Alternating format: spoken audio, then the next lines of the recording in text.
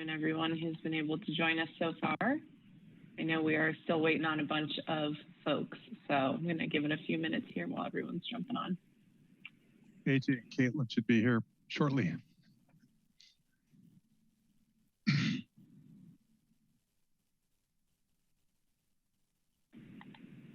And 5:30 hits and just everybody jumps on.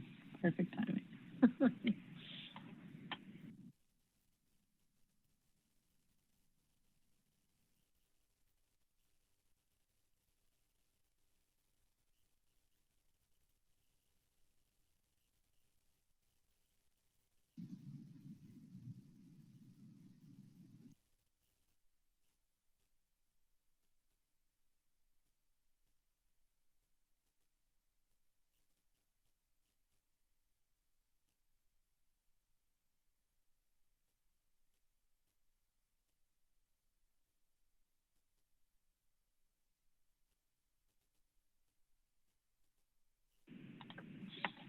Hi, good afternoon, everyone that's jumping on here. Looks like we still have a few people logging in, so I'll just give it another minute and then I'll start roll call.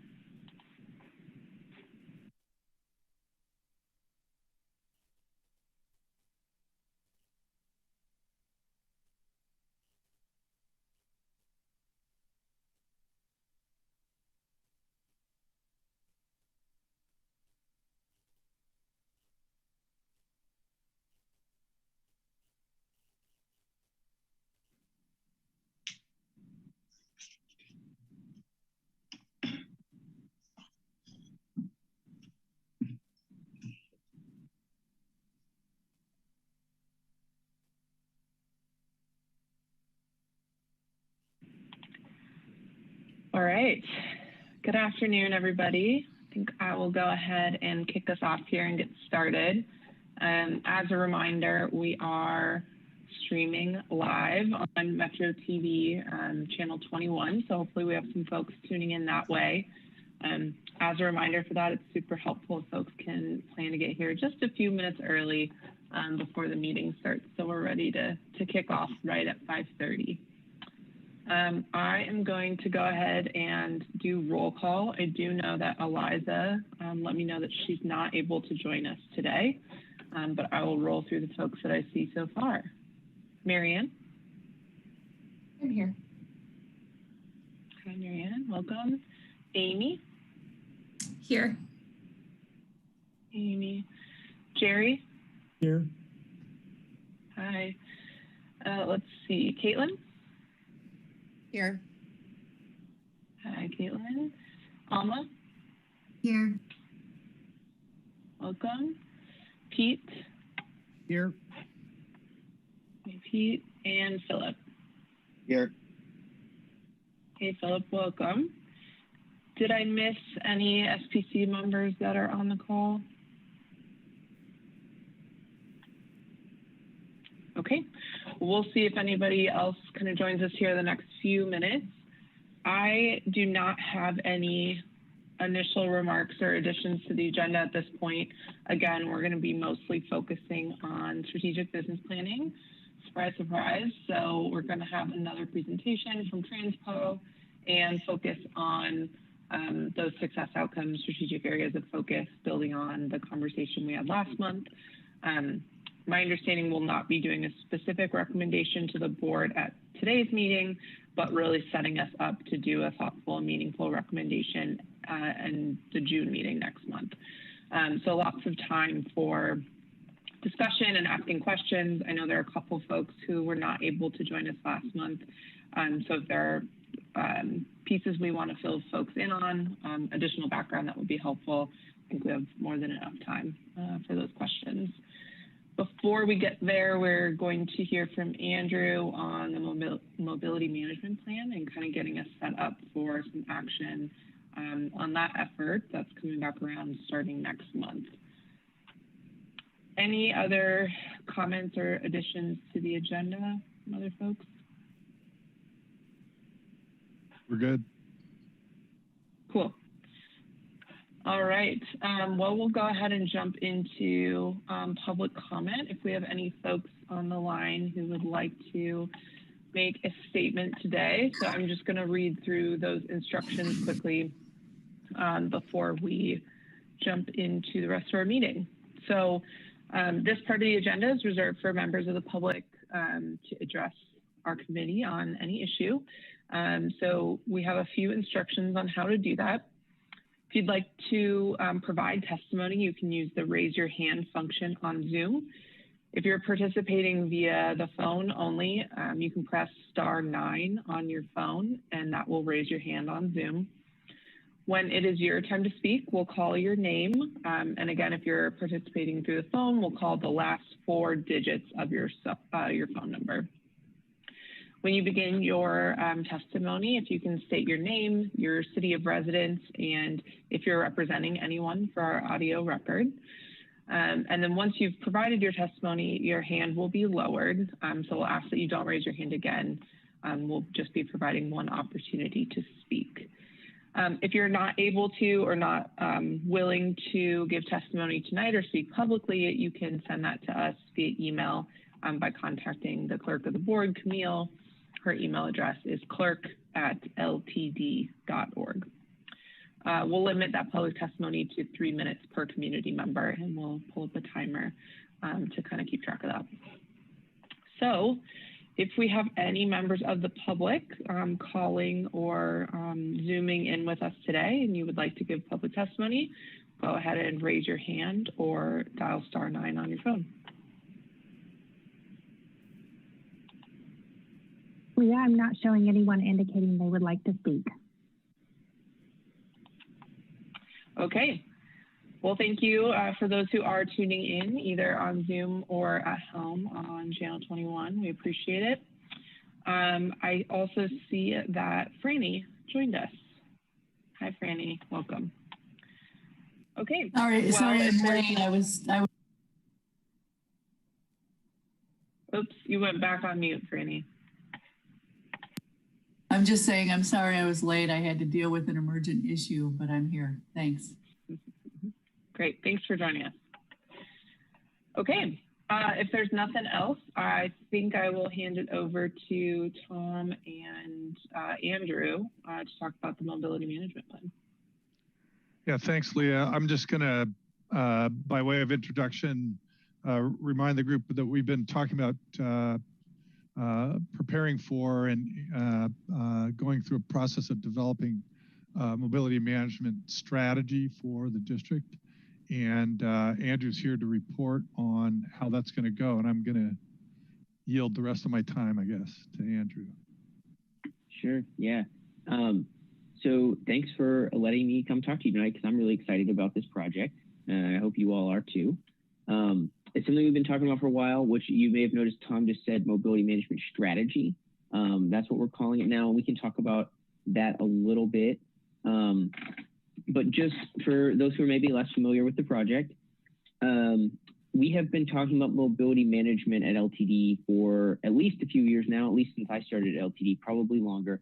And really what that is it's, I think at its most basic, it's a customer-centric approach to providing transportation to people, right? We're assuming that we have lots of options to offer and we're gonna match people with the best ride for them. Sometimes that's, being involved in, things like our mobility on demand.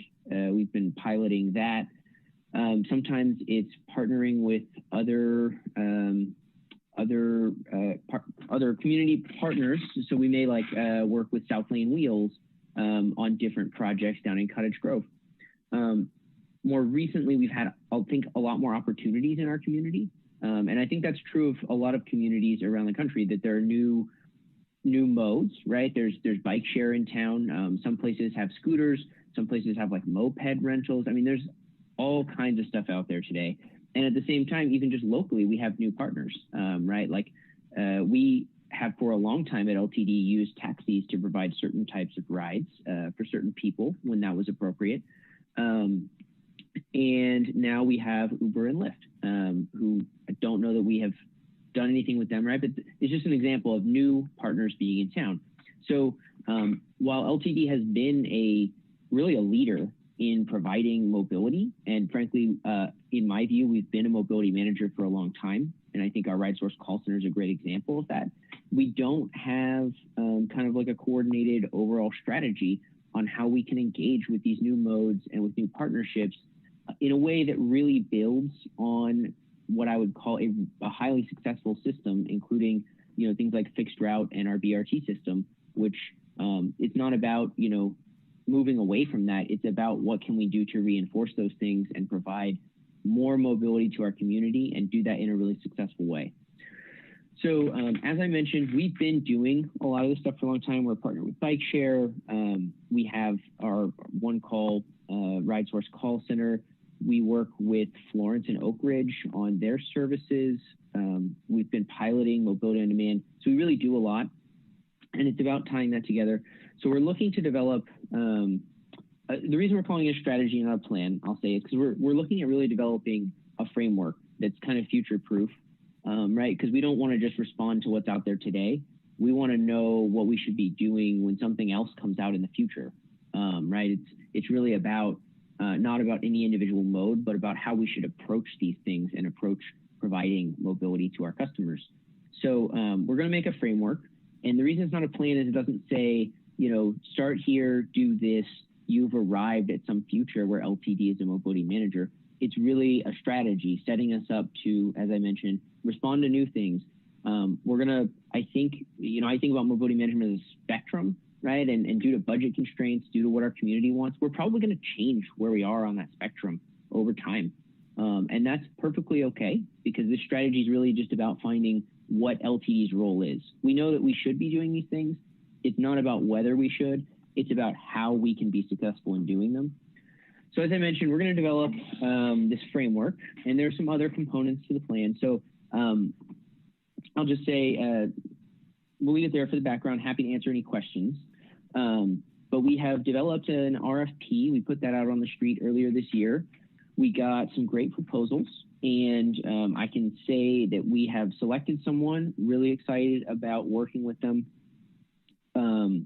Like there's a lot of great proposals, so we had really good options to choose from. But we selected someone. We're going to be going to the contract committee next week to basically get this in front of the contract committee and then in front of the board later this month, which would let us sign a contract. So we'll be hopefully beginning work with the board's permission in June. And when we do that, I think I wanted to just really quickly say what I think SPC's role in this is. And you're a strategic planning committee, right? That kind of almost in your name, you should be a part of this. And the really cool thing is you'll be wrapping up the strategic business plan work. So I think you'll have a little bit more capacity, I hope, to engage with the mobility management strategy. We're looking about a 1-year process. So if we get started in June, I would anticipate wrapping up, next summer. As a project manager, I'm always like, don't hold me to that. We're going to do our best to do a year. If it's like 13 or 14 months, don't hold it against me. But I think we're going to come back probably at least 3 or 4 times to SPC, kind of really just talk to you about key milestones, right? So when we talk about what LTD's role is and when we talk about different types of partnerships and the roles that LTD can play in those partnerships, I think you all have perhaps a really good view on how you think LTD can be good partners, right? There's a technical aspect, right? Like we want to talk with our contracting folks and we want to talk with, potential partners out there. But I think it's also important to talk to you all as community members and as representatives of different organizations on how you can see LTD being successful in these endeavors. So with that, I'm happy to try and provide more specifics if you want more specifics, but I wanted to keep it high level, leave some time for questions. I know that TransPro has a lot of great work for you, so I don't want to take up too much of your time. Thank you.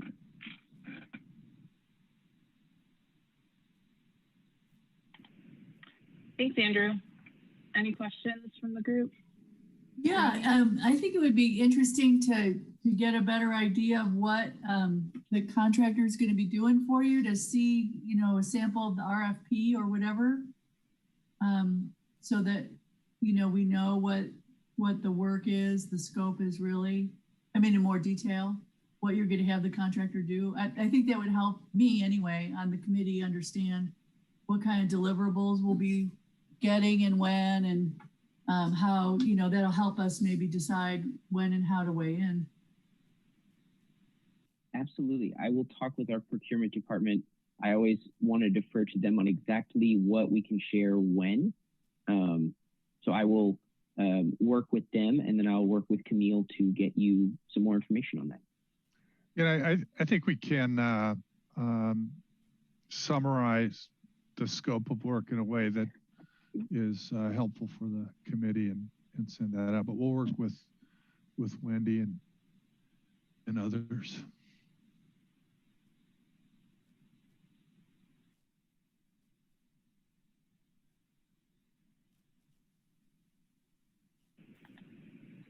Any other questions for Andrew or comments on the strategy? Sounds like I'm getting off easy tonight, which is always good. If you do have questions, let me know. We are going to be kicking this off, like I said, in June. So you'll see this more, I think, after you get through the strategic business plan work. And I'm really excited to get this moving because it's a fun project. I think we're going to have a really cool deliverable at the end of it. And it's really just about kind of how LTD can serve our customers, which is one of my favorite things to think and talk about. So really excited. Thanks, everybody. Thank you, Andrew.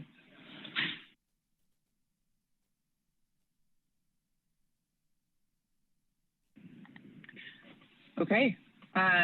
With that, I think we'll transition over to strategic business plan. Hand it over to Lindsay and Tom. Yeah, and I'll just say Lindsay's here tonight to walk through a little bit more detail about what we're doing in the preparation of our first strategic business plan, and hopefully this will give you some things to think about and ask some good questions. Have a good conversation tonight. So, Lindsay, do you want to take over? Sure. Thanks, Tom. Hey, everyone. Nice to see you all again. And we're really excited to be diving a little bit deeper into the strategic business plan. So we will, tonight, we thought it would be helpful just do a very, very quick recap. Most of you, I think all of you have heard this probably a few times. So we'll just refresh on where we're at in the process. For context, I think it's helpful to revisit the mission, vision, and core values that we delved into deeper in the last session. And then most of our work session will really be focused around the strategic areas of focus and success outcomes and how we're thinking about the prioritization of those areas of focus. We will provide a brief communications update based on the implementation of the communications plan that you all recommended to the board and that was adopted by the board in the last meeting. And then we will wrap up, talk through next steps, and then we just have a very high level look and feel preview for the strategic business plan. Really doesn't have the final content in it. It's just to start to show how that's coming together into a final deliverable. And hopefully we will get through that with some time to spare. I'm sure there'll be some questions, and we're happy to answer questions throughout, have discussions throughout, also want to leave time at the end in case there's any topics we want to dive into a little bit further. So, so this is the slide that you all have seen several times now, but just want to mention and refresh that we are still very much in the phase of task 1, 2, and 3. So all of these tasks are well underway. We've really been engaging and collaborating with a lot of groups within staff and leadership at LTD, but also with the board and with you all to advance on these tasks. And we anticipate that in the next SPC meeting is where we will be getting into task 4, which is where all this comes together into a more comprehensive draft that you all would be able to review and provide feedback on before we then, in the month after that, look to finalize this first strategic business plan.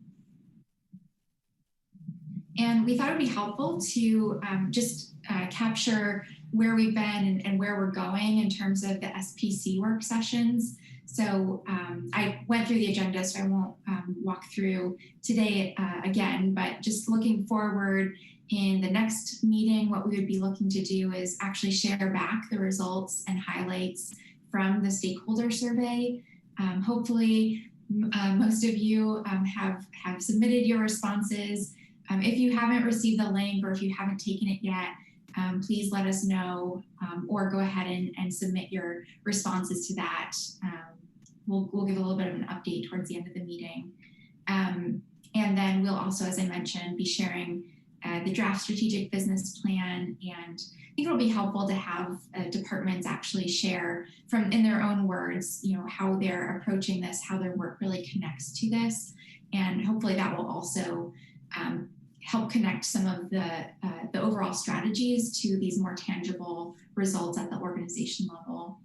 And then finally, in July, we would be looking to review the final plan and have that ready for board adoption in the July board meeting later that month.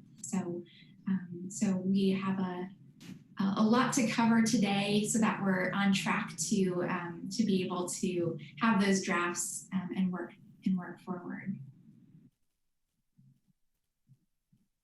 This you've also seen, but just want to reemphasize where we're at in terms of the discussion. So last time we really focused and dived into the why.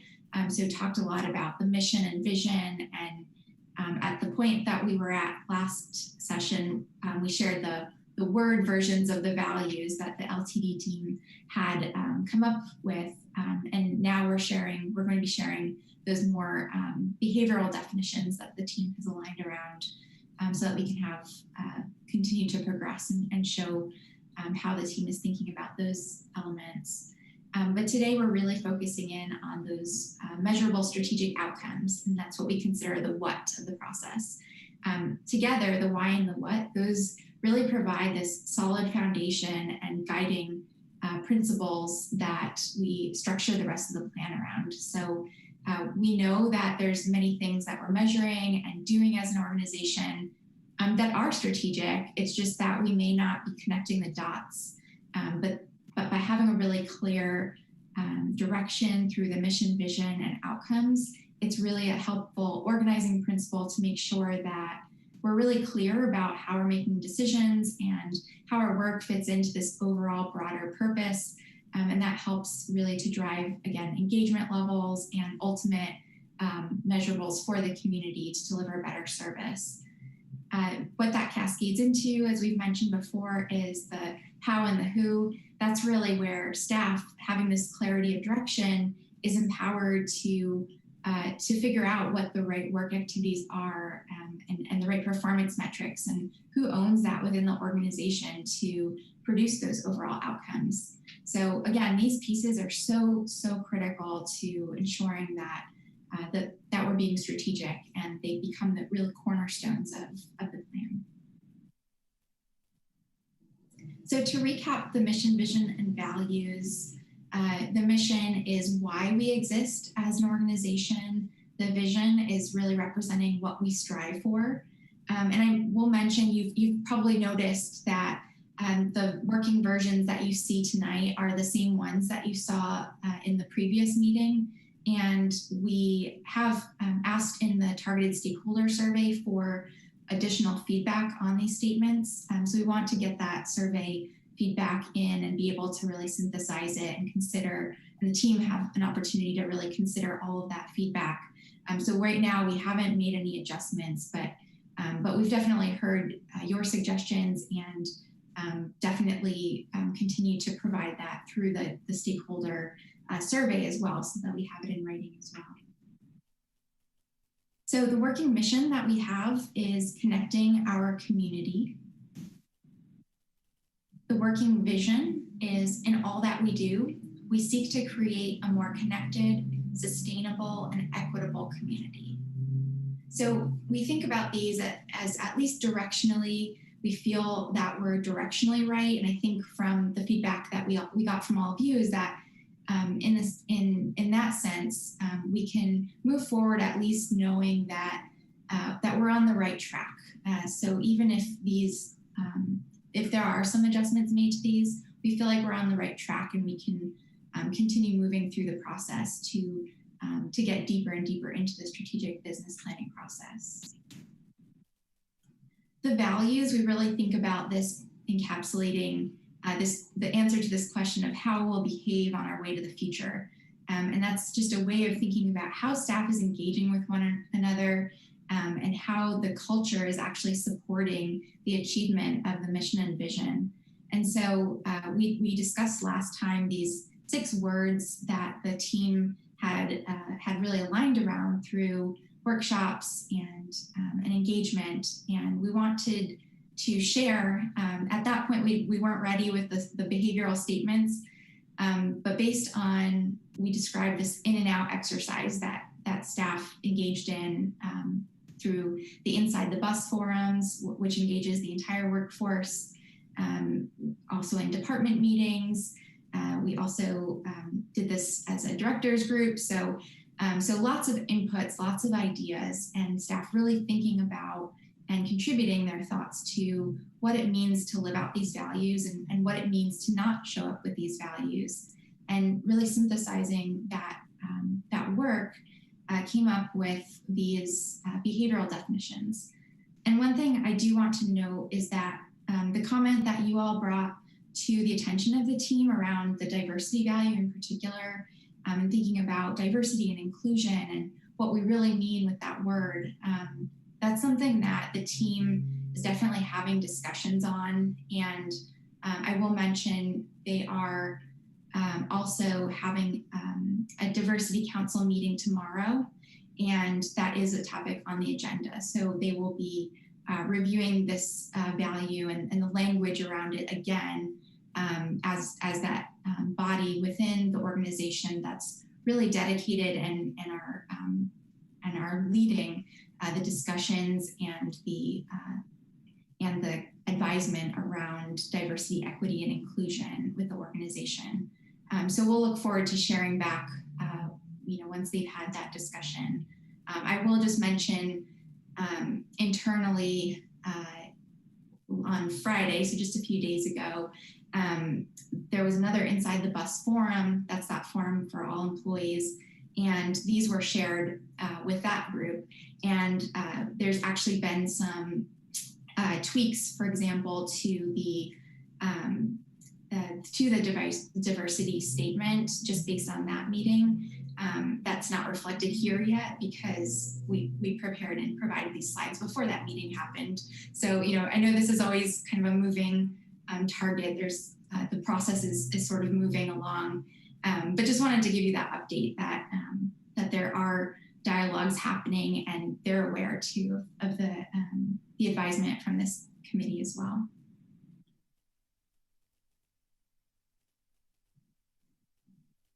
So just wanted to now spend most of the time really getting into these strategic areas of focus and success outcomes.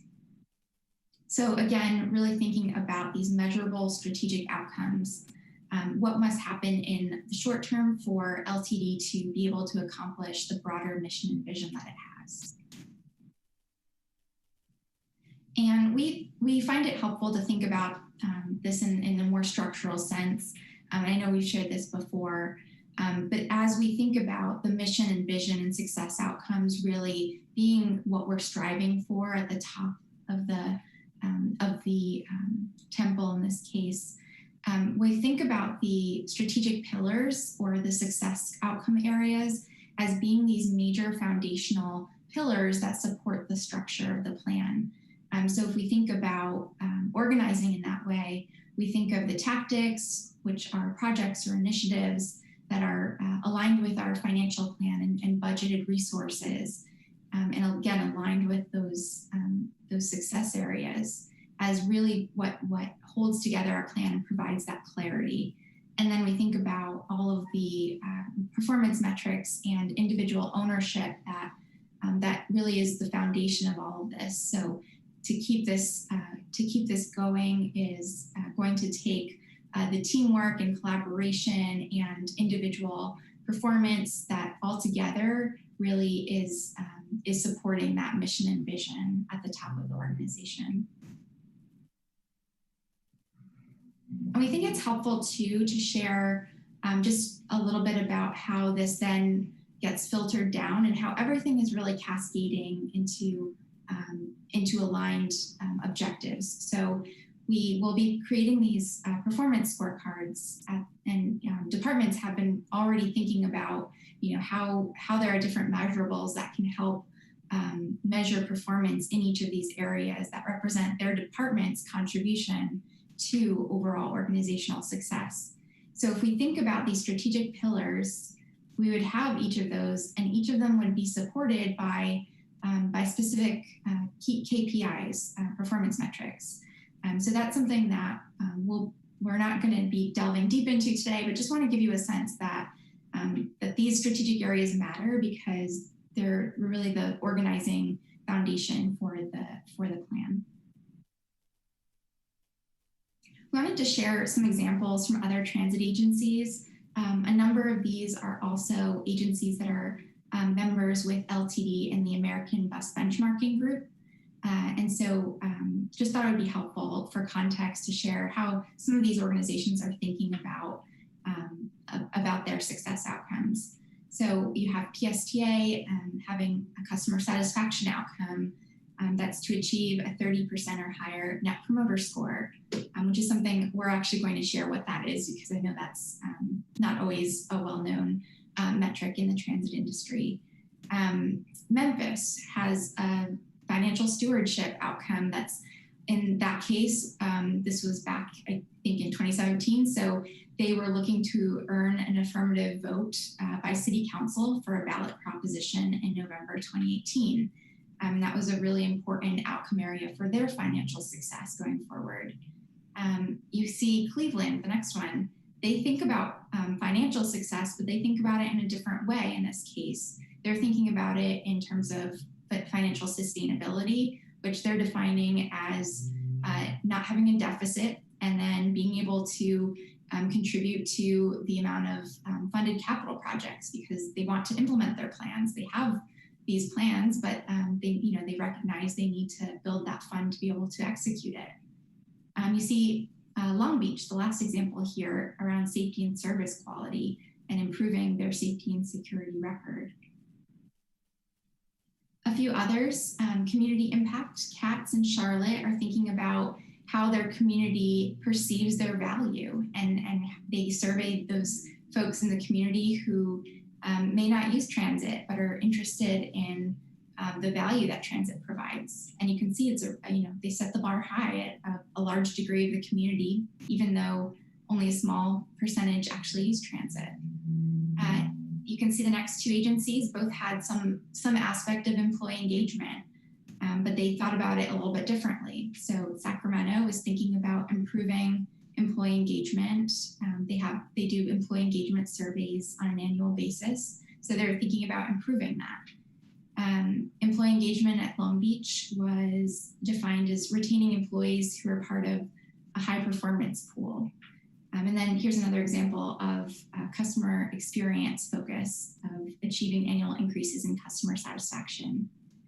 So there are a number of ways to think about this, and every community has similarities, but also has some unique ways that they're thinking about this. And it's something that we think about on a fairly short-term basis. So even if they're measured annually, the Lane Strategic Business Plan, these would be for about the next 3 years set for, and then the process would continue where we revisit our strategic areas of focus, revisit the priorities, revisit where our goals are set for these outcome areas. So it's something that continuously evolves and adapts. We know the world could look very different. COVID has changed priorities. We wouldn't have been able to anticipate that, but it's this overall framework that we can really look to help to identify those strategic areas. So what we asked the team was to really think about what our strategic cornerstones of success. If we had to think about the areas where we want to really focus attention, that would be helpful for organizing our work strategically and really thinking about how we're making decisions, what would those areas be? And through these work sessions and building really on the work that LTD had been doing for several months, thinking about these strategic areas, we had conversations around, what's an outcome, or what is an area that's more about how we're going to achieve success, or how there might be some areas that that feed into each of these strategic areas of focus. So what you see here is what the team has aligned around, and you can see that is customer satisfaction, employee engagement, community value, financial health, and sustainability success. And what I will mention is that, I think we take for granted sometimes what our community is really unique about our community. And I think sustainability is one of those areas. So we work with organizations around the country, and the other four are common for organizations to, at least at a high level, even if they are thinking about them slightly differently. So some might be thinking about it as financial growth, or some might be thinking about it as financial performance. Some might be thinking of community impact, or, every organization has a different way of even framing these. But even something like sustainability often doesn't even rise to the top of the list, or even close to the top of the list. And that's something that we've seen, that commitment from the community, from the Lane team, that it really is an area of focus and priority. And we'll get more feedback from the stakeholder survey around that as well. So with that said, I've just got these lined up here. And we want to have a bit of discussion around, as you think about these, and if you think about Lane Transit setting outcome goals in these 5 areas, is this directionally right? Do we feel like that would mark a successful year, this successful end of 3-year period, if we were to really focus attention on making improvements in these areas? So I'd like to, just get some feedback on whether these feel like they represent the big areas of focus, and that would be helpful. And then if there are areas that you feel are missing and would like the Lane team to really consider as we're continuing to evolve and work on the plan. So with that, I will just ask if anyone would like to jump in with discussion.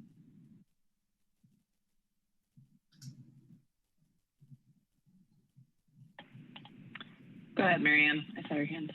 Can I just have a little more information about what is meant by employee engagement? What does that look like, I guess? Yeah, that's a great question. So, so that's something that is composed of a lot of different things, and there's been a lot of discussion within the organization on it. It's, at the core, it's having employees whose really they've got this ownership over and pride in performance, and that they're very engaged in the work that they're doing. We've talked about it in terms of, having folks be so engaged that they're producing results for customers, that they really care about the level of service that's being provided to the community and to customers.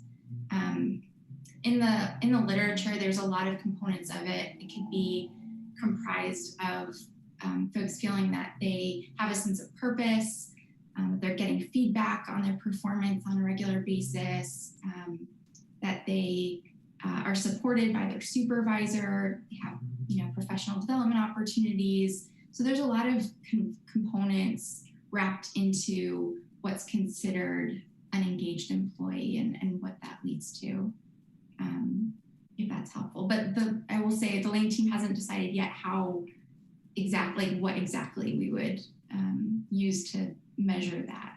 There's a survey that they've, they do employee engagement surveys, but we haven't yet dug down deep into, what would actually be picked out of the survey to represent employee engagement specifically. That's really can helpful. I Thank you. just add a couple of things, Marianne, and you'll see this as we come back with more of the detail, but you know, beyond a survey kind of getting a sense of where folks are at, things like training is important at keeping people engaged. And you know, there's a number of other things, the ability to you know, have meaningful work, and you know, a lot of things that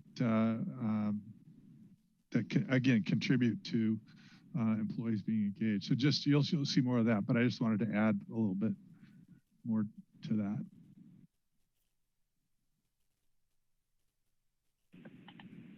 Go ahead, Franny.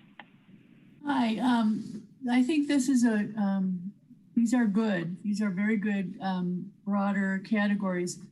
I just have a couple comments. Like, I think financial health and sustainability, like, I think financial health could be under sustainability, you know, that we want to sustain the service, the organization. We want, and to be sustainable as an organization, you have to have financial health. You have to be able to, you know, operate within your means, be able to support. You have to have the right amount of buses. They have to be, you know, paid for. I mean, so I think that those could be combined a bit.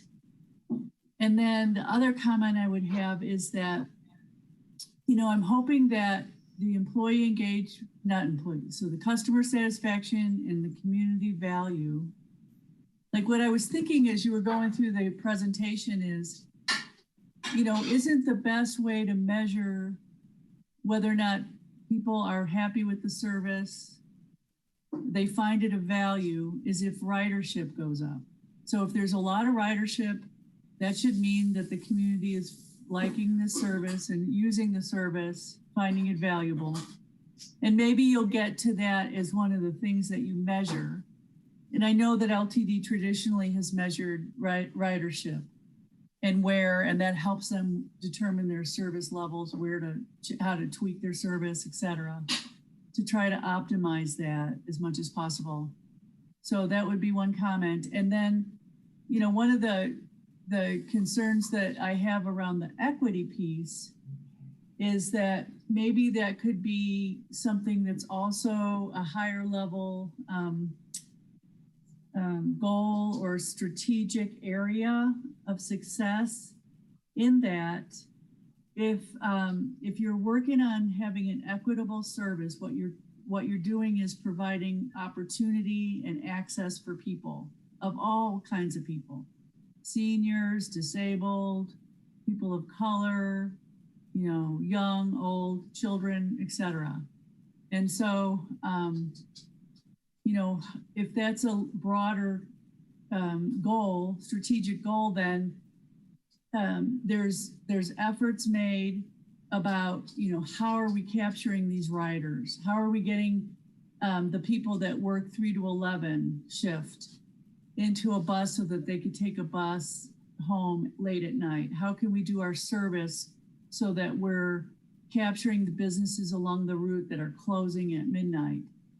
And so their workers get off and then they can take a bus ride home. Those kinds of things. That's why I think that equity, if we can get a broader goal of strategic outcome around that, the customer value, community value could be encompassed into that. If you understand what I'm trying to say. Yeah, that is helpful. And I know the team has discussed a lot of those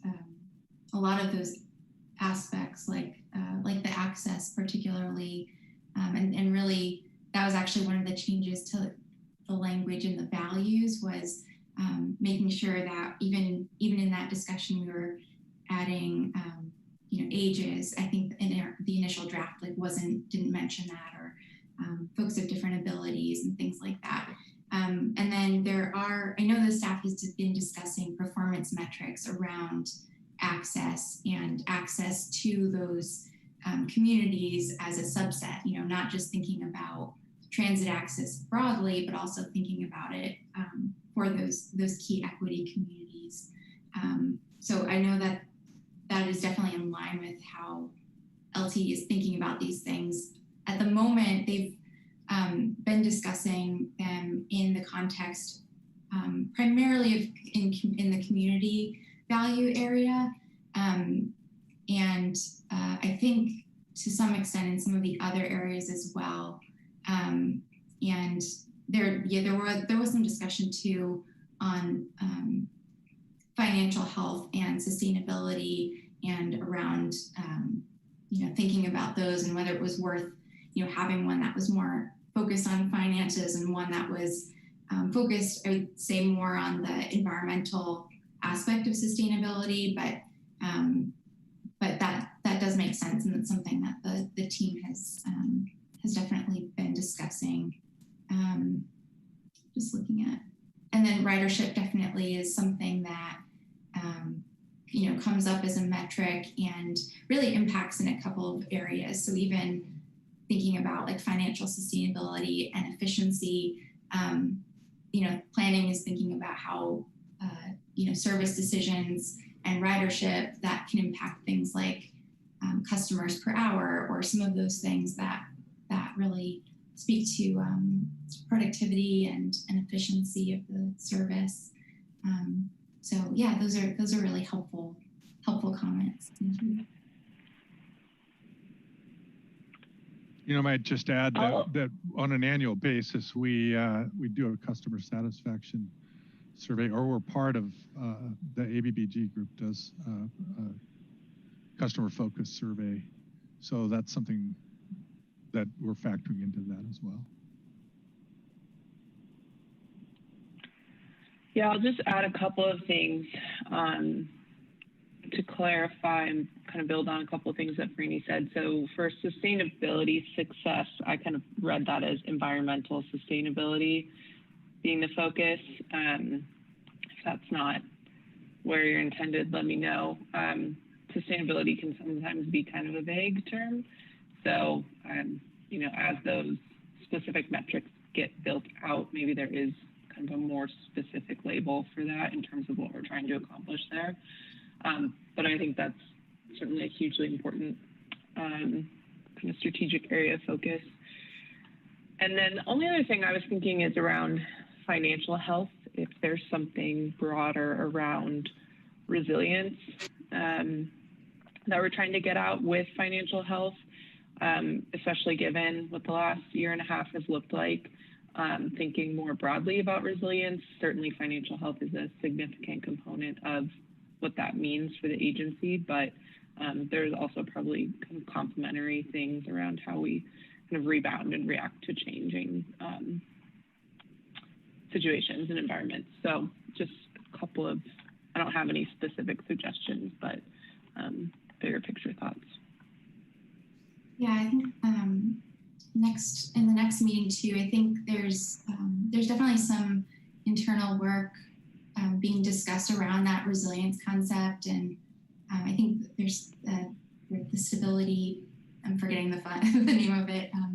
Sustainable Services Fund, I believe, kind of gets at this more resiliency aspect. So I those are definitely elements that the team is discussing and has some ideas for.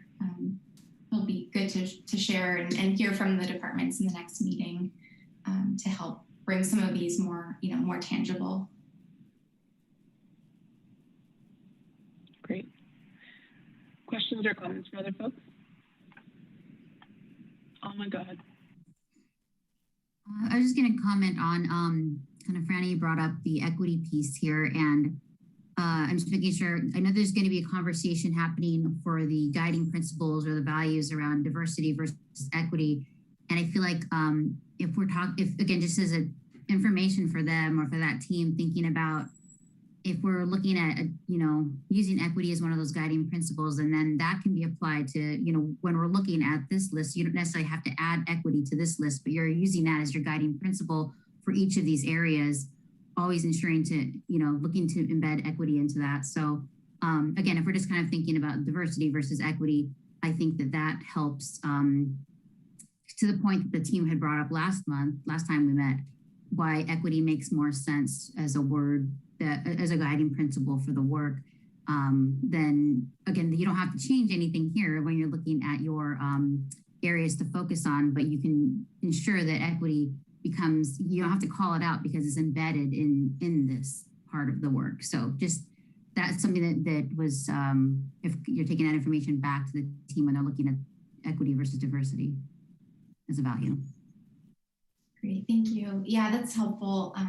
And that's something too that I'll mention, safety kind of falls in that category or is one of those areas that was discussed by the team that can really be embedded or impacts all of these areas. And I think equity was discussed in a similar manner where you can really, there's an opportunity to embed equity and safety which are values for that the team aligned around in really all of these, it impacts all of these areas.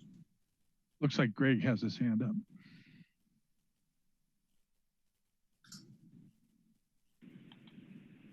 Okay, now I'm on. I would add to that thought that Alma has. I would say equity, access, and inclusion. And the reason why I say that is because, and diversity is different from that in terms of how we define it. But access, to me, is that LTD services everyone regardless of your financial condition or position in the community. And then we talk about inclusion, being inclusive in terms of developing decision-making, doing outreach to communities that are marginalized in a lot of different ways. And I also need to point out too is that our poverty rate in Lane County is over 40%. So, most of the people who are living at or below the line here are, our friends and neighbors around the county. So I would add those two items to that list. Thank you. Yeah, very, very helpful to be thinking about, all these lenses, and they all matter and they all work together. Really, they all, if you focus on one, you're often being able to contribute to the others, and that's something too that I believe that Diversity Council is going to be talking about. When we think about these areas, it's not really thinking about it in just a simple discrete. It's really thinking about more of those areas and how they interact with one another.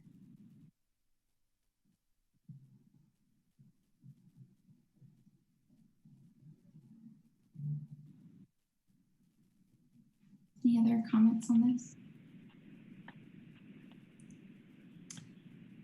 This is Amy. I appreciate Alma and Greg those comments. I was noticing similarly that equity is called out in the mission statement, but not as much highlighted among these 5 areas of focus. So maybe that is something that could be looked at more closely as we get into the metrics. I think overall, I like these 5 areas of focus otherwise, but they are all very broad. So I can think of many, many different types of metrics that could be used for each one's in different ways of defining each of the 5 focus areas. So getting into the specific metrics and how many metrics there'll be and how those will be prioritized, I think will be a good topic of conversation for the group.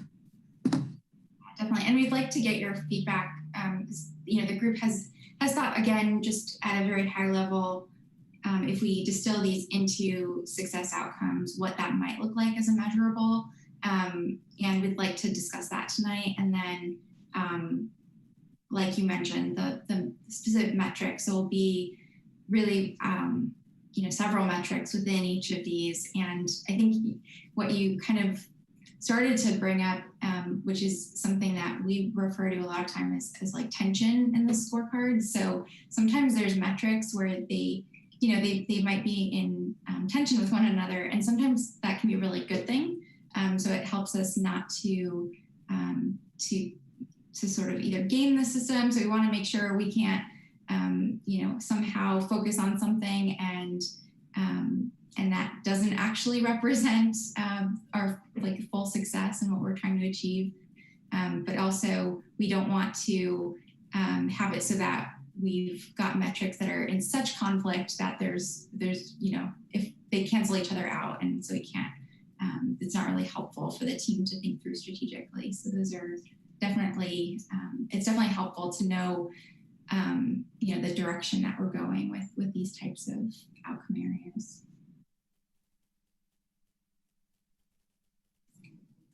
So I think I'll move us just so that we can get into a little bit more of that detail.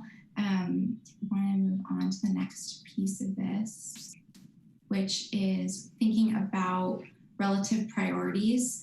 And if it's helpful, we can also go to a little bit further in the presentation and come back to this.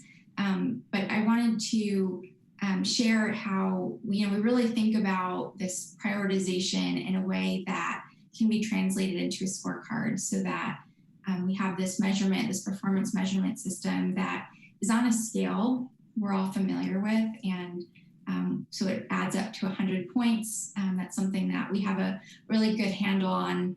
If we're at 70 points out of 100 versus 99 points out of 100, we all intuitively understand that we're either really close to hitting our goals or we've got room for improvement. And that's something that, a lot of organizations will have a KPI. They may not have a specific target or goal, or they may not know how important it is. So if you look at your set of KPIs, and some have gone up and some have gone down, it can be really hard to know at a comprehensive level, are we still trending generally in the direction we want to as an organization? So by having these points and by really intentionally thinking and putting to paper these relative priorities, it allows us, as we're tracking towards that success, so as the team is actually implementing the plan and reporting back to groups like yours and to the board how we're doing towards the plan, it'll be really clear that if we're really performing well on the metrics that we rate as most important, those are the ones where we want to invest most of our time and energy and conversations around, because they're going to have the biggest impact on our organizational success. It's this recognition that we can't actually prioritize everything as number one. So whether it is explicit or it's something that someone in the organization sort of decides on their own, and it's more hidden behind the surface, there's always going to be a priority. There's always going to be something that you're focusing on. And what this process is really trying to do is make that explicit and have involvement of groups like yours in helping the team to think about are we thinking about these things the right way, or is there something we're missing? Is there something we're not thinking about? So there's been a lot of robust discussion. This is, as you can imagine, one of the hardest parts of the process, because we think all of these are really important. That's why they're on the list. And so there's already been actually some movement based on workshops with different groups in the organization, and really robust discussion. So where we are right now is rating customer satisfaction as the most important area of focus, and that is at 30 points. Employee engagement actually has moved up a couple of times through discussions, and there's some really strong research too that shows that engaged employees are so critical, right, to our overall organizational success. And also been thinking about this in the context of the COVID-19 pandemic, and how employees have really shown incredible courage and caring for the community by supporting essential travel through this whole pandemic. So we've rated or assigned 25 points to that. Community value comes right after at 20 points. The financial health, that was really because of the work that LTD has done over the past several years to get in a good financial position.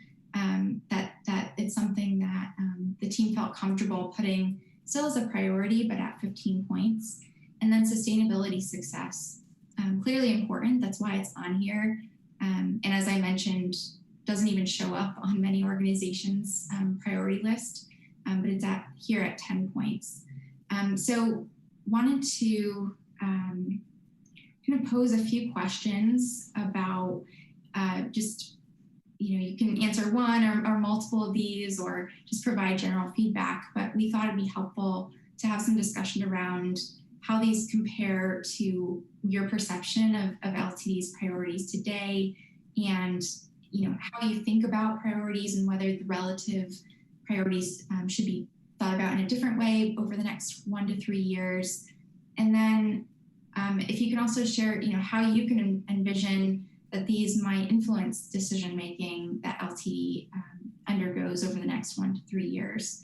And I think, that discussion will really help the team to be considering, whether this is, in the right direction or whether there's some additional discussion that could happen around these relative priorities. We won't necessarily speak to specific points and try to rejigger the points on here, but just capture general themes of the directions that you all are thinking about. Can I say something, Lindsay? I think it helps you mentioned this, but I'll just emphasize it that these are priorities for these particular strategic areas of focus within the context of the next 3 years. So they're not like all-time strategic areas of focus. And as Lindsay referenced, financial health may have been at the top of the list 5 years ago. We've made significant progress on, for example, the purchase of electric buses. So sustainability was it's still a major area of focus, but it's maybe not as important as customer satisfaction coming out of the pandemic, as employee engagement and customer satisfaction, both I think are things we want to work on coming out of the pandemic. So just to give you some context about how we were thinking about this, and again, these things could shift. In 3 years, we may find we want to have them do other things. So just to give you a better understanding of how this would work.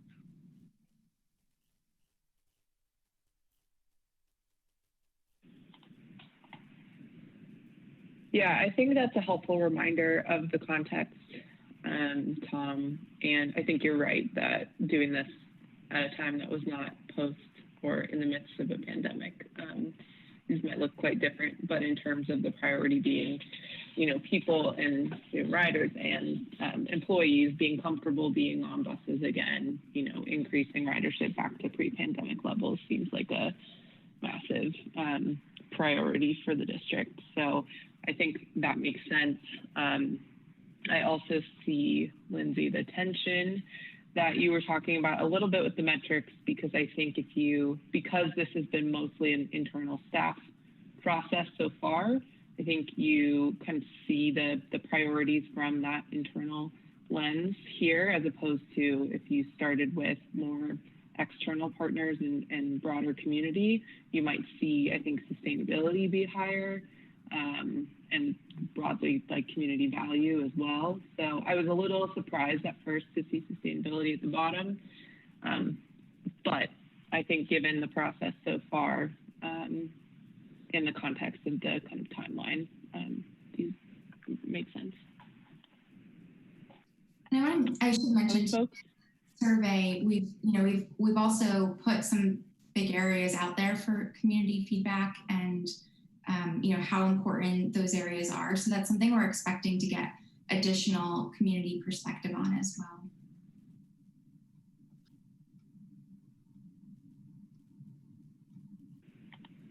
Go ahead, Jerry.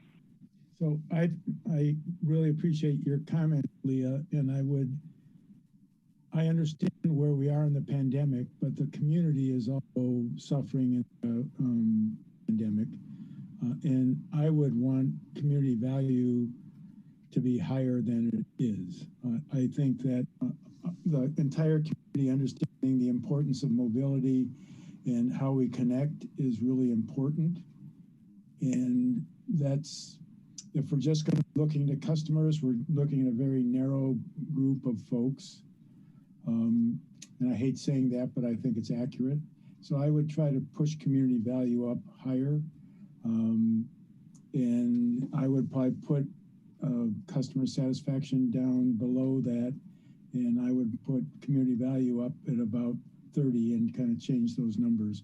And I'm not, I just think the entire community understanding the importance of mobility, the importance of transit, the importance of bikes, the importance of what LTD contributes to the community is extremely important for the success in the 1 to 3 and the 3 to infinity time. Thank you, Jerry. I support what Jerry said.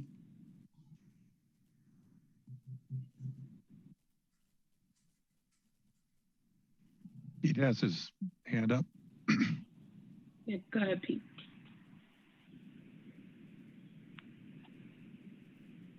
Yeah, I wanted to kind of add on to, I already was kind of had similar thoughts to what Jerry was talking about. And I'm being outside the organization. I have no idea what led to employee engagement being so prioritized.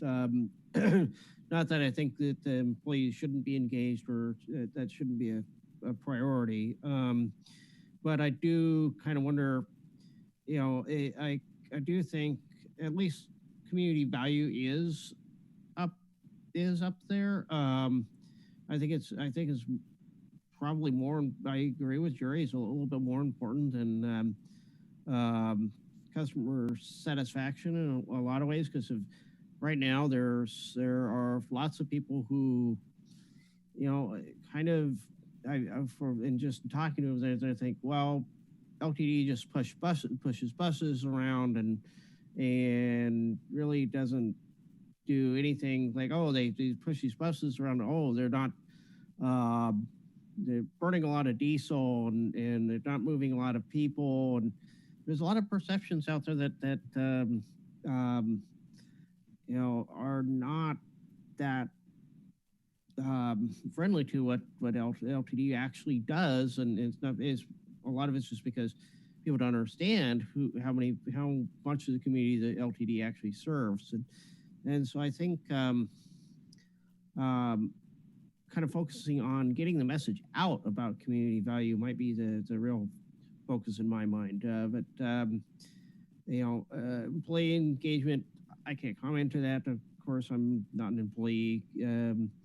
Customer satisfaction, that I think that actually comes hand in hand with community value, and I think you focus on making a valuable thing to the community, you're gonna do well with customer satisfaction.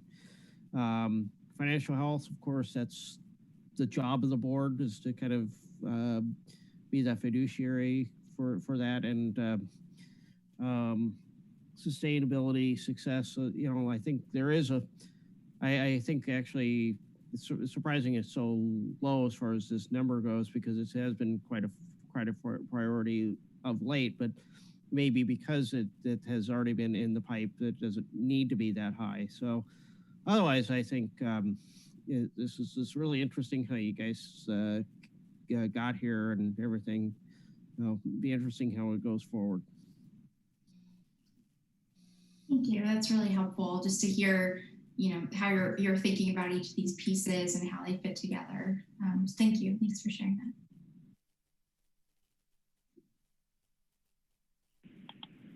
Go ahead.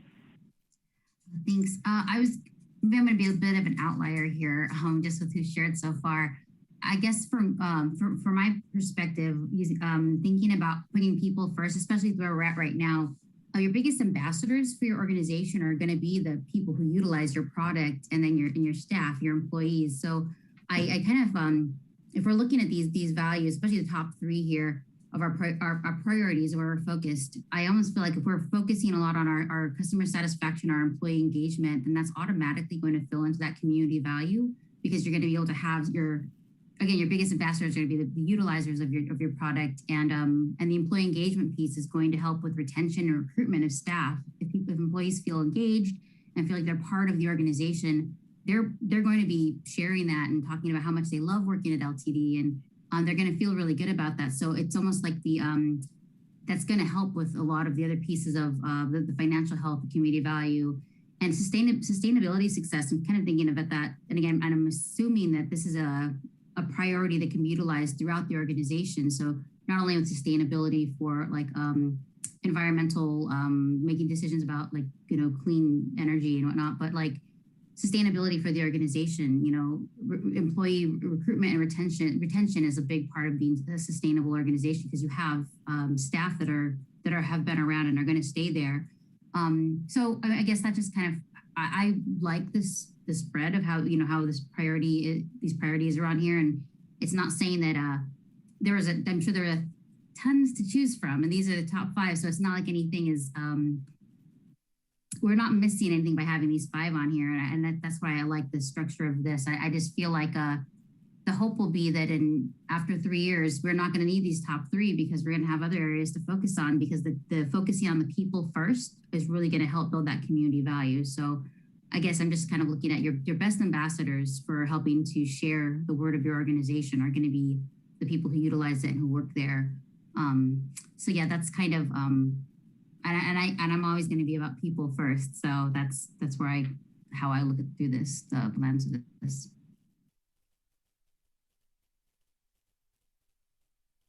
Thank you. Sorry, I just had a siren going by, so I was trying to mute things. That's helpful as well. And it's hard, this is really, it's difficult to prioritize. And I think, some of the points, there's been a lot of discussion too on, what feeds what. So there has been some discussion around like employee engagement and can you actually have success in customer satisfaction without having success in employee engagement, or vice versa? Does it actually inspire employees when you're providing good service and customers are satisfied? And I think, Pete and Jerry, to your points, there's many ways to look at it. So you can think about community value and, for focusing on that, does that cascade then down? So all this discussion is really good, good food for thought for the team. I'm sure it's going to drive a lot of dialogue internally as well. Any other thoughts around or reactions?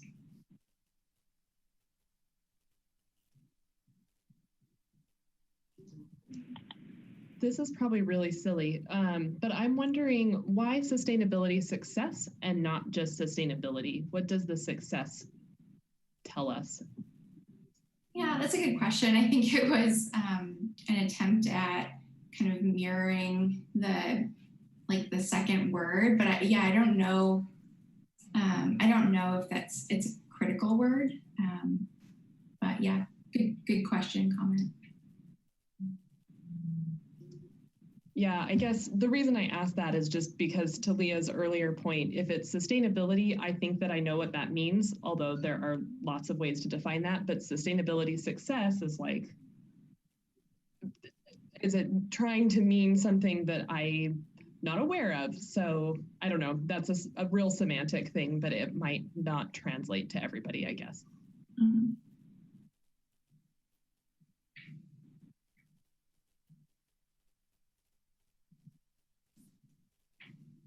All right, we can move on, I think. So these are, as we start to think about how we would define success at a high level in these areas. And as I mentioned, it's not the only way. So there will be subcomponents or submetrics that would indicate success in these areas. I noted here, and actually, I think you mentioned this before, so the team has had conversations around equity and how that can actually be incorporated into each of these areas.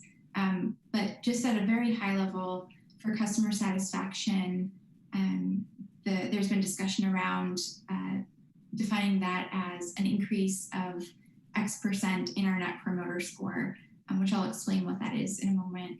And that would come from the customer surveying that Tom mentioned.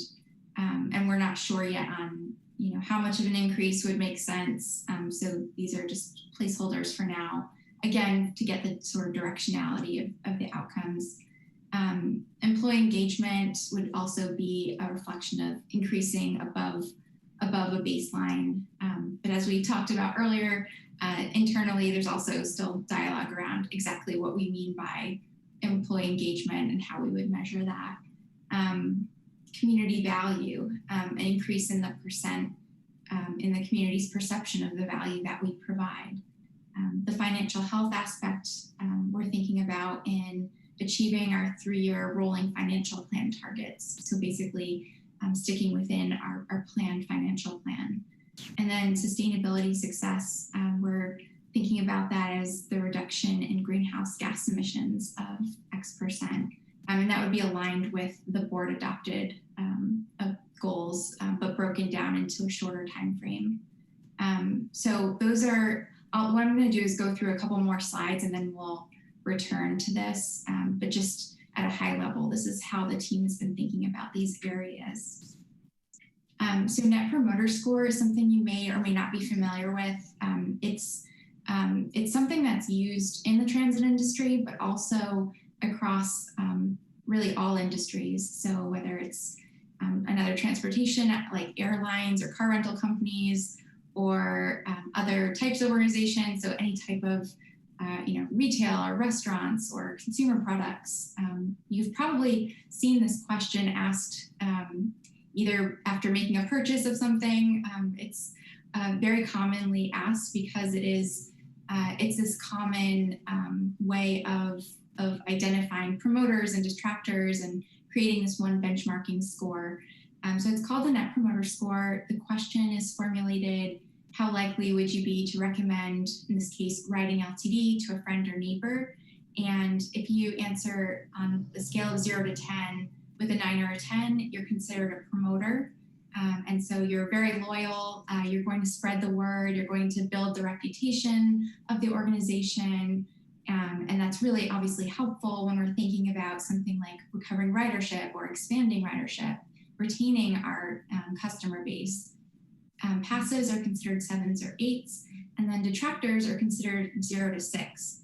And the reason that that's so large is because when you're thinking about these 0 to 10 scales, it's actually really negative for someone to even rate a 6. So when we think about just how people generally rate things on a scale, that 0 to 6 is actually a detractor. So those could be folks that are actively damaging brand. So they're using things because they feel like they have to.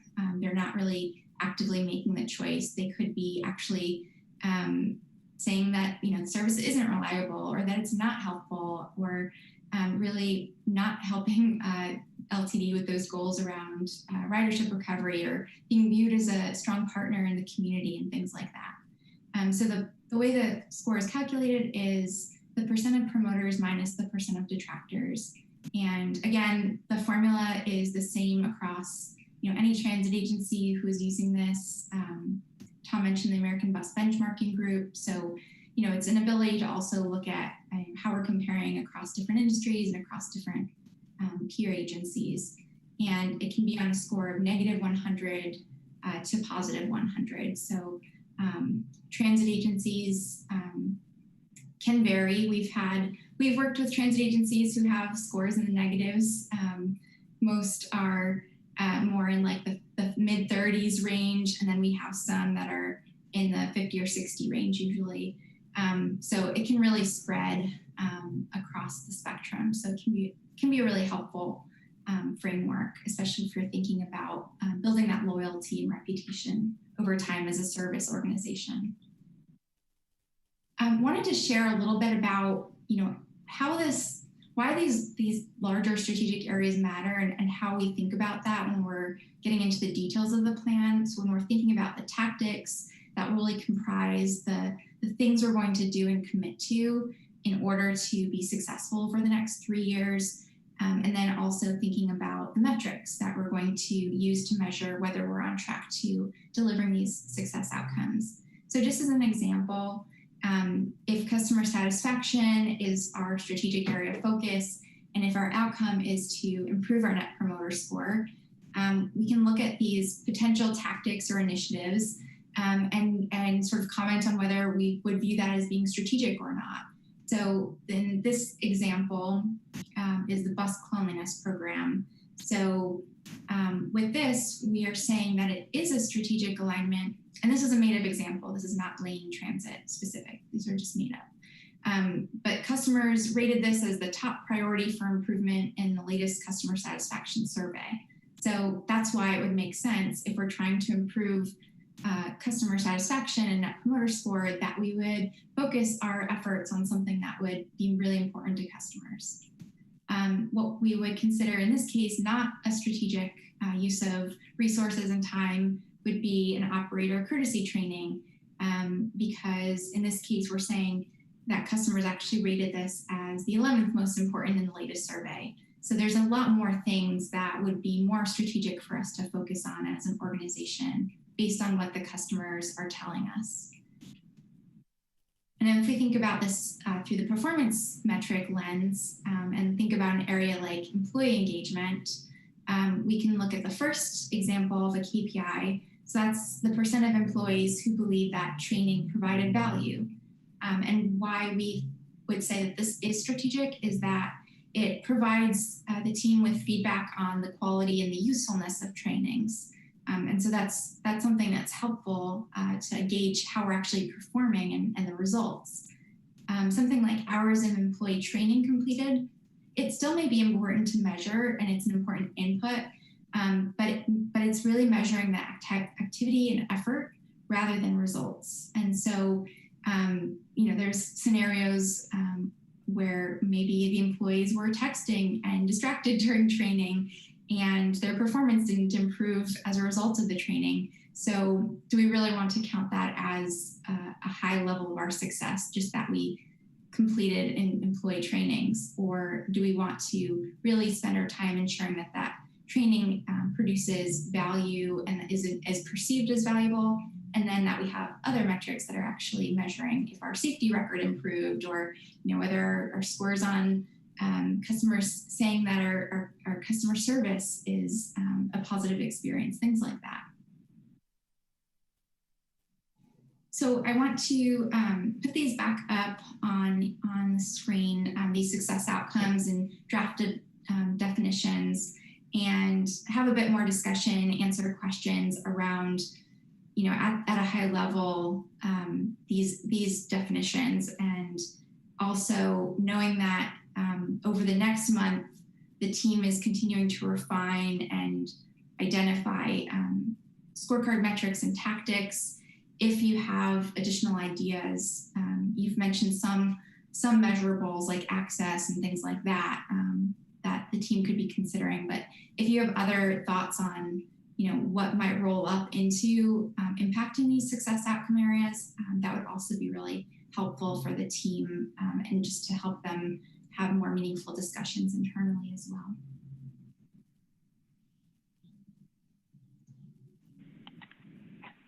I have a question, and apologies if I missed you say this, Lindsay, but for the definitions, and I'm thinking specifically of the increase in percentage of employee engagement and increase in percentage of community perception of value, how are you measuring those things? Like, how do you define and measure employee engagement, or is that still to be determined? I guess I don't really understand that one.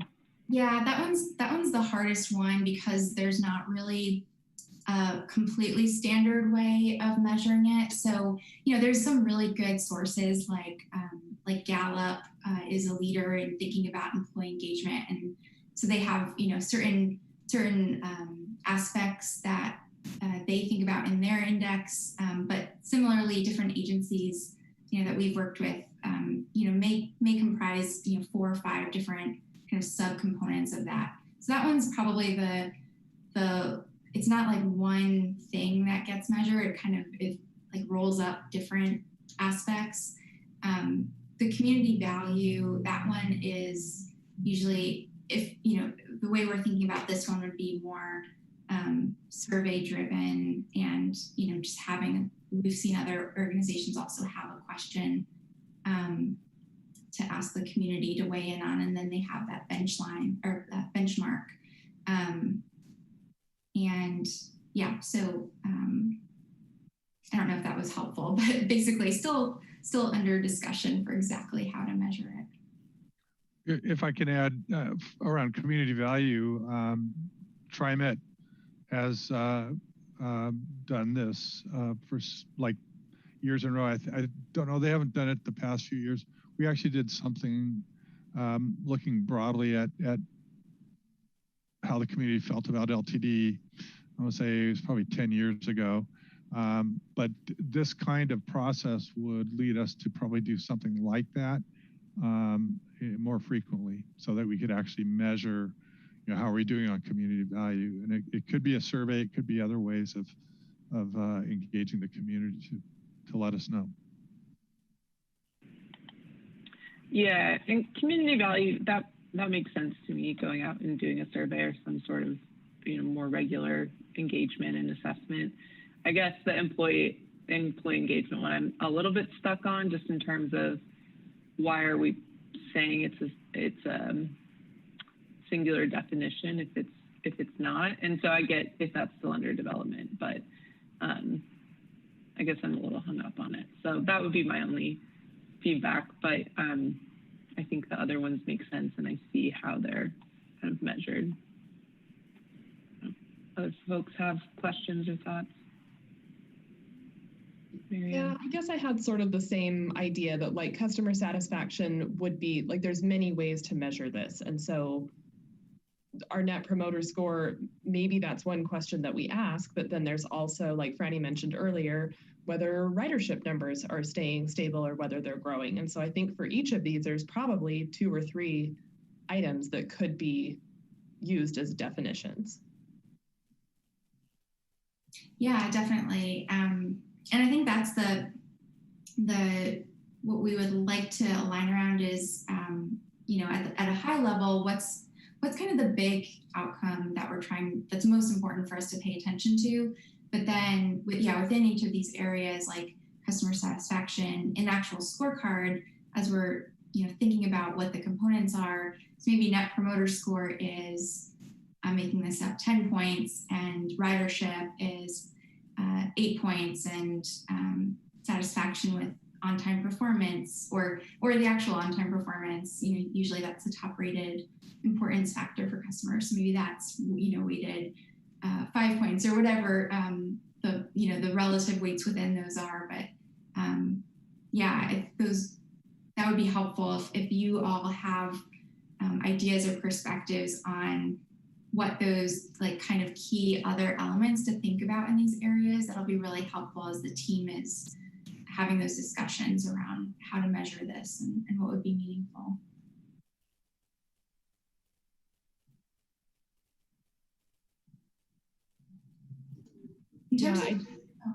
Go ahead, Lindsay. I was just going to ask, one of the things that would be helpful is, particularly as your group, and you were talking, a number of you, around community value and how, there's importance around that. I think it would be helpful for the team to hear, how you might think about measuring that or quantifying progress made towards that, beyond just thinking about that perception. Are there other areas that you would recommend the team think about or try to measure, even if you don't have a specific metric in mind yet?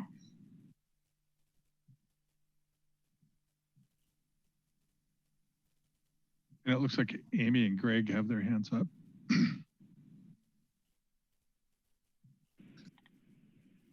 I cannot see the hands, but Amy, go ahead, and then we'll go to Councilor Owens. All right. Trying to wait my turn here.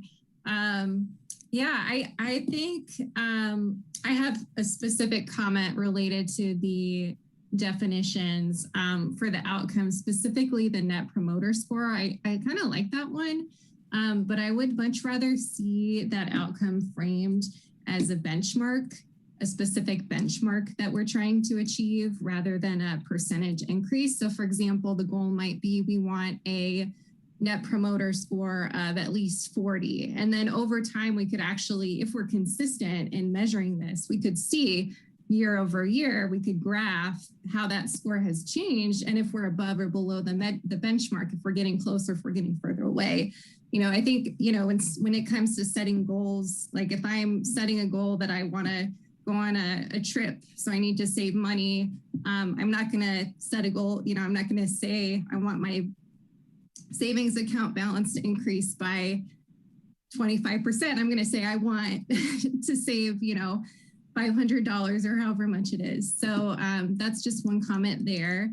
And then as far as other benchmarks, I think this was brought up before, but, you know, there's some figures that are pretty easy to get to without survey necessarily, stuff that's already being measured, but maybe could be kind of highlighted among these top metrics, like employee retention for the employee engagement piece. I do think ridership is an important one as well, and on-time performance. So I think those could be, you know, you can't measure everything, so you have to figure out what you want to prioritize again. But yeah, those are my comments there. Thank you. That's helpful.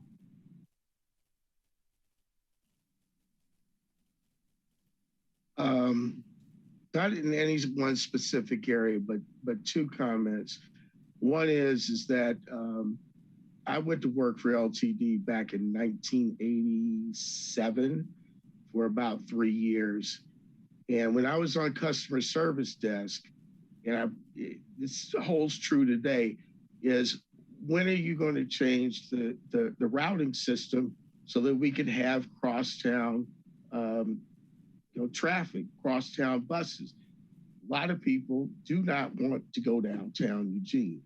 Now, I understand, you know, how this developed in the first place, but, you know, we are going to be a significantly bigger community in the next 20 years, and we're going to have to start developing crosstown service so that, you know, people can get what they want and what they need. And the other thing in terms of, you know, community value and engagement, you know, the business community has a big stake in this because they pay 80% of the operating costs for LTD. And those folks have not necessarily been warm and fuzzy to LTD. They used to say, and I think they still say, I'm tired of watching empty buses roll around town. That's just a fact. That's a reality. And so how do you dig out of, you know, the Rodney Dangerfield kind of, you know, zone, if you will, to meet some of those long-term needs and point the district in the right direction? It's not that easy to change a routing system. I realize that. Was in the business for a while. But, you know, those are two factors that I think we need to make sure we're aware of and we're addressing. The people who pay the payroll taxes, and the other people are riderships or potential riders that, you know, need that kind of crosstown service. And they see MX is like, it's going to take me a long time to get from West Eugene out to Riverbend. Yeah, and just to speak a little bit to the team and sort of engaging the business community, they're definitely part of the, you know, the stakeholder survey, and also some one-on-ones that I know AJ is going to be doing over the next couple of weeks, and we can kind of dig in a little bit more too on, you know, what their expectations are and trying to understand how we might measure that or incorporate that. And then, yeah, I think one of the things we're trying to achieve with the strategic business plan is staying broad enough that we don't get committed to certain service changes, but it provides staff with that, like more of a framework to think through. And Tom, I don't know if you want to speak to that. And we've been having conversations around like what's included in the plan and how we're thinking of service planning in the framework of this. But anything you would add there? Yeah, I guess I'd just say that one of the things that you're going to see the next time is more of how we have looked at all of these success outcomes and figured out how we're going to measure the work that we do or identify the work that we should be doing and again measure that relative to the success outcomes. And so you're going to see things like I'm sorry, I forgot who mentioned on-time performance, but that's one of the factors actually that service planning is responsible for, and that's going to show up in the scorecards, and a lot more definition of how we're measuring these things is going to come out of those scorecards. So you'll see that. I think the other question I heard, or I guess, Councilor Evans, your question, your points are well taken. And yes, I've definitely heard those things myself. And I think part of it is we definitely want to use the strategic business plan to help address some of those issues. Specific things related to routing are probably better worked through with the next COA, which is we're gonna start that back up again towards the end of this calendar year. And so we are looking at those issues. We understand, again, we hear them. Some of that's going to be addressed within the context of the strategic business plan. There's other things I think we can try and address more in the COA. So.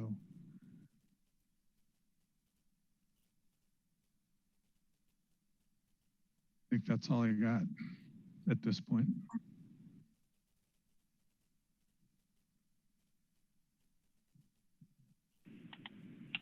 Other questions or comments?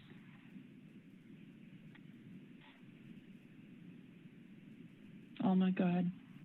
Again, I don't know if this necessarily applies to employee engagement, but thinking of things like, and again, customer service is in my head. So I think like, would they have employees when people are applying, things like, did an employee recommend you to the job? An exit interviews asking, it's a kind of two-way street, right? With an exit interview asking, would they come back again, or would they recommend someone to work at LTD? So again, I don't know necessarily looking at the metrics of that, but thinking about, to me, that's an employee engagement piece as well. Are they engaged enough to be promoting coming and working for LTD? So things like that are just floating in my head. Thank you. Yeah, that is helpful. There's something actually called the employee net promoter score. So there's kind of, that like willingness to recommend as an employer. I've heard the team at LTD also talk about, that concept of being an employer of choice. So yeah, I think it definitely like all fits together with that.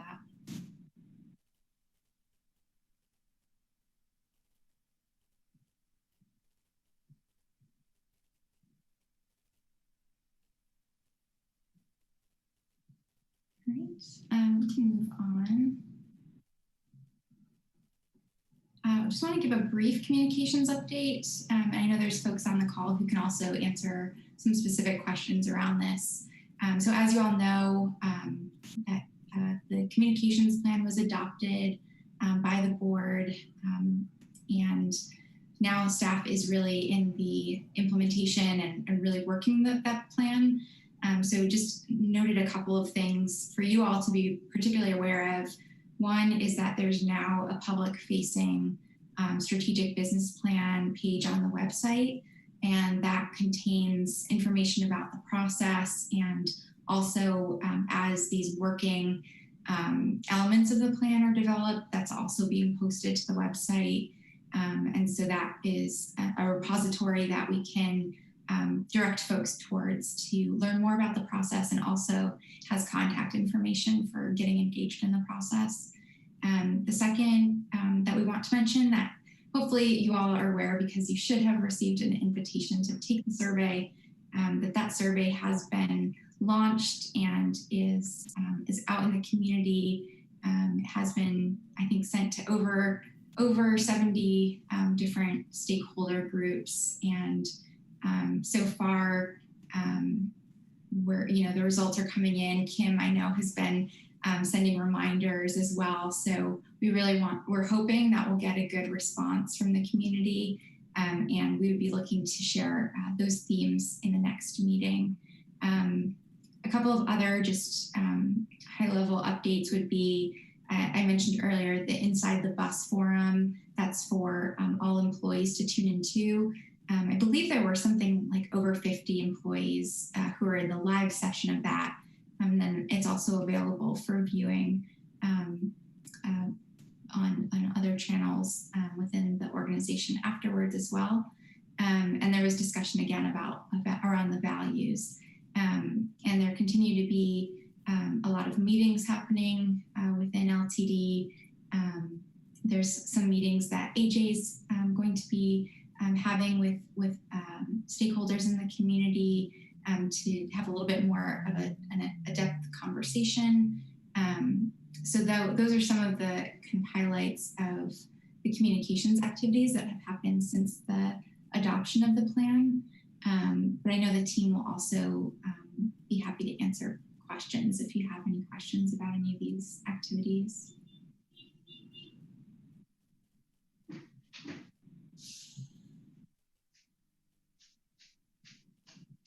Let us know if you do.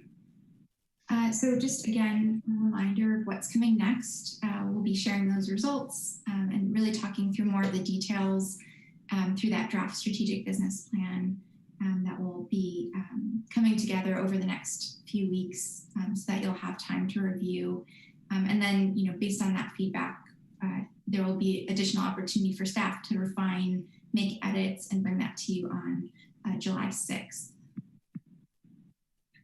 So in the most immediate future, we will be analyzing the results of the survey and one-on-ones, finalizing the mission, vision, and value statements for inclusion in that draft plan. So it's finalized to the extent that it'll be in the draft plan.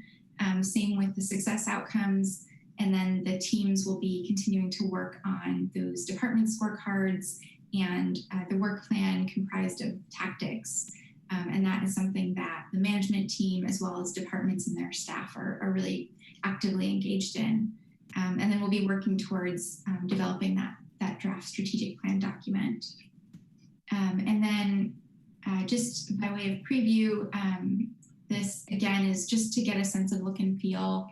And we've started to get some comments back from the LTD team on some things that we'll be incorporating.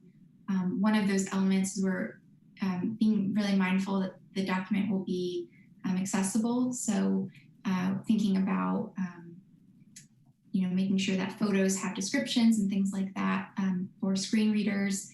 And, that's something that's kept in mind as this plan comes together. You can see here the overall contents that will be in the plan. So, so you can take a look at that for a sense of what to expect. And then these are just very high-level mock-ups of the elements that would comprise the work plan scorecards.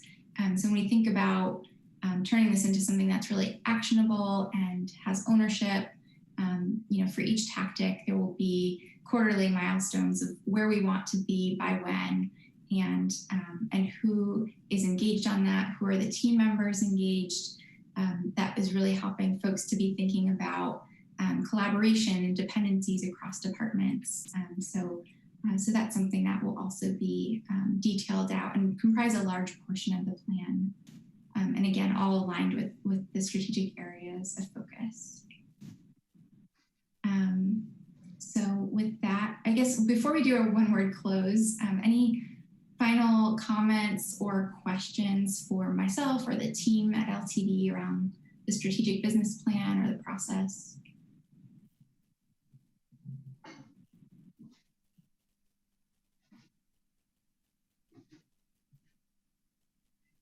Caitlin has her hand up.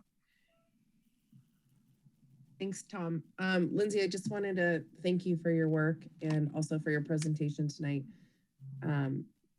I appreciate you answering the questions and being really thorough, and just all of the hours and hours that have gone behind this great work. And thank you to the LTD staff as well. But I just wanted to applaud you and just say, I think we're really on the right track. So thank you.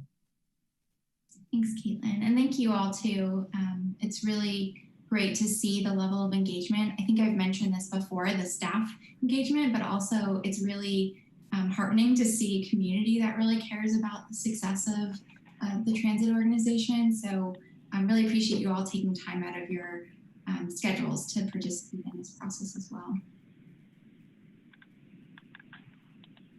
Any other comments or questions? All right. Well, we like to, as you know, wrap with one word close just to get a sense of where folks' heads are at. I'll kick us off, and I will say my word is progress. And Leah, I don't know if maybe it would be helpful if you call folks out. Sure, happy to.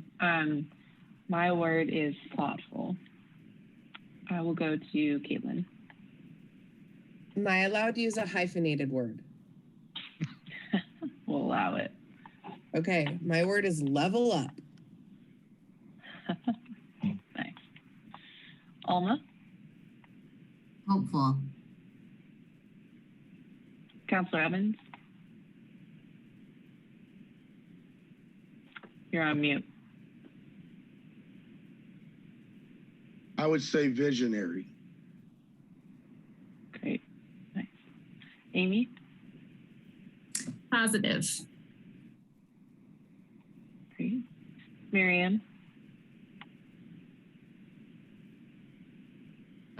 Stepping stones. That's 2 words. I cheat. Not hyphenated. It's hyphenated, so that's okay. Yeah. Philip, if you're there. I would say excited. Awesome. Should we go to staff too? Tom, do you have a word? It's a hyphenated word, getting close. I don't know if that's really hyphenated. AJ?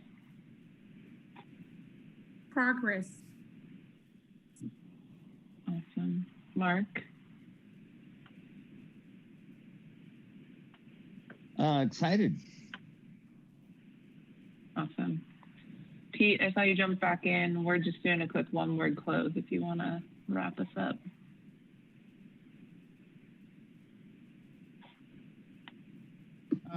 Yeah, thanks, Lee. I'll go with thoughtful. Awesome. Some themes there.